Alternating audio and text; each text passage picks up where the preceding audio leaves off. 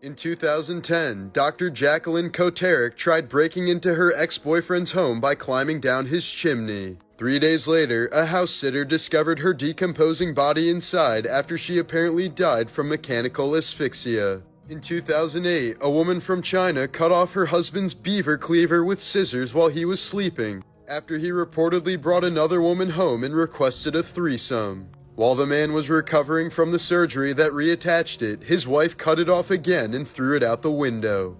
In 1989, Montana woman Patricia Meehan was driving on the wrong side of the highway and eventually crashed into another car. She emerged from her vehicle with a confused look on her face before climbing over a fence and staring back at the wreckage. Patricia stood there for a few moments before wandering into the open field behind her and disappearing into the night. Despite hundreds of reported sightings of her in the months that followed, she hasn't been located to this day. Some investigators suspect Patricia suffered from amnesia as a result of head trauma, but the case remains unsolved.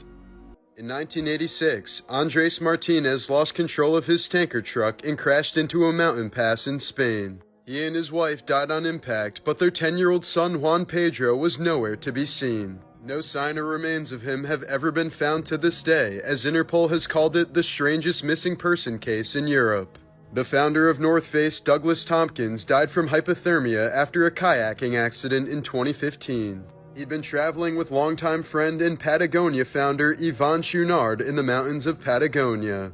In 1964, actor Peter Sellers inhaled some poppers before getting in bed with his wife. He was apparently trying to achieve the ultimate gasm, but instead suffered 8 heart attacks over a 3-hour span. In 1999, tobacco manufacturer Philip Morris tried convincing the government of the Czech Republic that smoking was highly beneficial to the country. They argued that more people would die earlier as a result of smoking, thus helping the government save millions on pensions, hospitals, and housing for the elderly. A woman from Turkey recently underwent surgery to have 35 olive pits, 28 date seeds, and 5 stones removed from her digestive tract. She was experiencing severe abdominal pain, leading to the discovery that she'd been swallowing various pits and seeds for decades. After narrowly avoiding death due to the complications, she's now vocal about urging people to never swallow large seeds. In the weeks leading up to D-Day, General Eisenhower was under so much stress that he'd been smoking 6 packs of cigarettes, drinking 24 cups of coffee, and averaging just 2 hours of sleep every day. In the 1950s, 3 campers were found dead at their campsite in Oregon without any sign of struggle. Investigators were stumped until they soon found a dead newt in the hunter's coffee pot. They likely died after drinking the coffee, since newts can produce a toxin that's 10,000 times more potent than cyanide. Ancient Greek lawmaker Charondas issued a law stating that anyone who brought weapons into the Athenian assembly would be executed. One day after hunting in the countryside, he entered the assembly without knowing that his hunting knife was still attached to his belt. He then promptly took his own life to uphold his own law. In 2017, British hairdresser Daryl Rowe was convicted of deliberately infecting 5 men with HIV. He would meet his victims through dating apps before sleeping with them, after which he would send them taunting messages telling them he lied about being HIV negative. Rowe ended up being sentenced to life imprisonment for his evil actions. In 1966, an 18-year-old man entered a beauty school in Arizona before shooting 7 people inside, killing 5 of them, including a toddler. When questioned about his motive, he said he simply did it to get his name out there. Doctor and philanthropist Patch Adams only agreed to the 1999 film about his life because the producers promised to help build his hospital. But none of the profits from the film were ever given to his foundation, and Adams himself said he hated the movie and everything it stood for. In 1955, a pregnant woman was scheduled for a C-section in Morocco, but she fled the hospital after watching another woman die during the procedure. She was in pain for a few days afterwards, but when the pain suddenly disappeared, she simply went on with her life. 46 years later, she was diagnosed with a tumor that turned out to be the calcified baby still inside of her. While on vacation in Bulgaria in 2014, 28-year-old German man Lars Matank got into a bar fight that left him with a ruptured eardrum.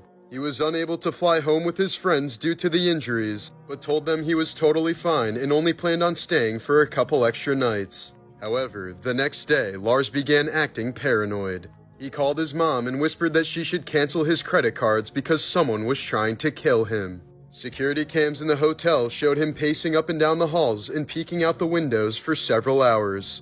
After arriving at the airport the next day, Lars saw the airport doctor, who gave him the okay to fly. But that's when Lars began shaking and suddenly yelled, "I don't want to die here. I have to get out of here." He then got up and sprinted from the office, leaving behind all of his luggage, including his phone, wallet, and ID. Once outside, he was seen jogging from the airport, hopping a fence, and sprinting in the direction of a nearby forest. Lars would never be seen again. A teenager from Brazil recently died in one of the strangest ways you'll ever hear of. He crushed up a dead butterfly and mixed the remains with water before injecting the liquid into his leg with a syringe. After continuously vomiting and limping several days later, he was taken to the hospital where he stayed for more than a week before eventually dying from septic shock.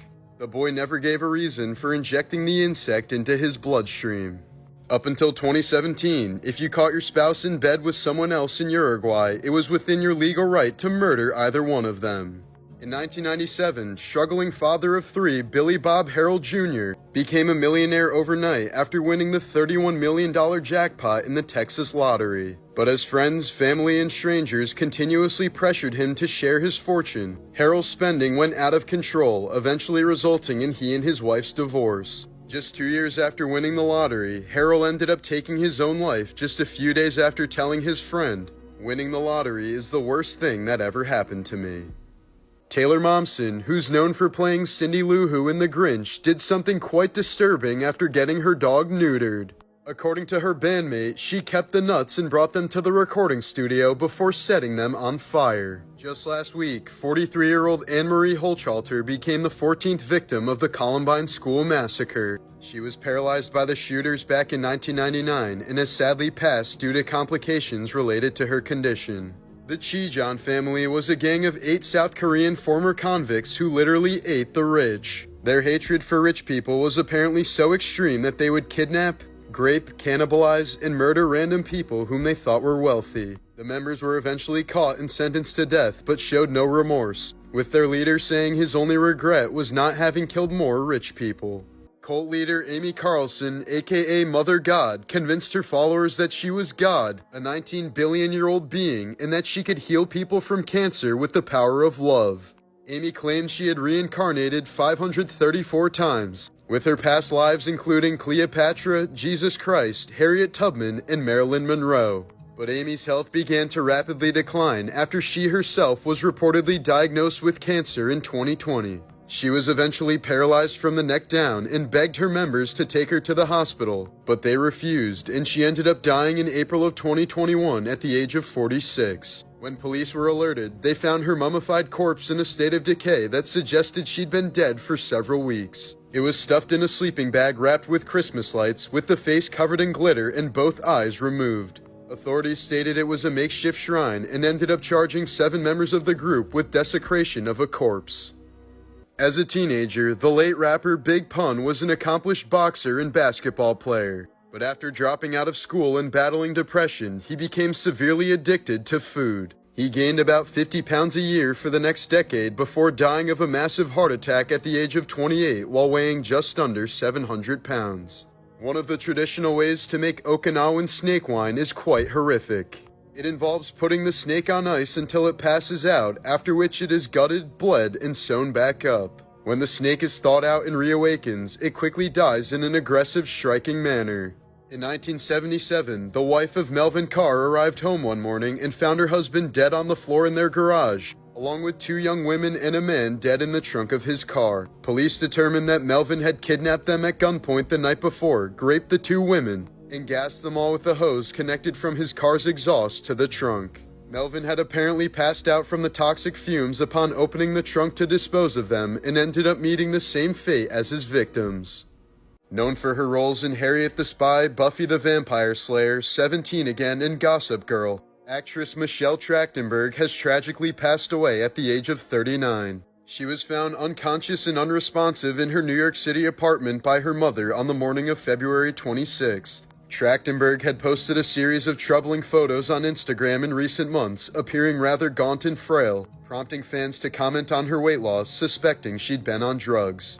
But in reality, the actress had recently undergone a liver transplant and was likely experiencing complications. She's believed to have died of natural causes, as no foul play is suspected at this time. In 1966, James Meredith, the first black man to attend the University of Mississippi, planned a one-man, 220-mile march against fear to encourage black people to vote. But despite a police presence just 2 days into the march, James was shot in the neck, back, and head by a white supremacist. He was quickly rushed to the hospital and ended up surviving his wounds, while his attacker only received 2 years in prison. Later that same year, James completed the march, by which point over 10,000 people had joined him. James is now 91 and still lives in Mississippi. Depression-era gangster John Dillinger survived a shootout with the FBI, robbed 24 banks and 4 police stations, had plastic surgery to change his face and remove his fingerprints, escaped from prison using a wooden gun, and led the government on a year-long chase that cost them 4 times the amount he had ever stolen. After Dillinger was finally shot and killed by the FBI in 1934, bystanders rushed to the theater where he was killed to soak their handkerchiefs in his blood, while thousands stormed Chicago's morgue to have their photos taken with his corpse. When Brian Spencer was called up to play in his first NHL game in 1970, he told his father Roy to watch the game that night since he knew he'd be interviewed between periods. But when he couldn't find a broadcast of the game, Roy drove to the nearest TV station in a fury and held the staff at gunpoint, ordering them to broadcast the Maple Leafs game immediately. The station complied, but as Roy was leaving the building, he was confronted by Canadian police and eventually killed after a standoff. The hockey player's life would end up spiraling out of control, as he would also be killed in a shootout after trying to rob his crack dealer. Wow, nice family, huh?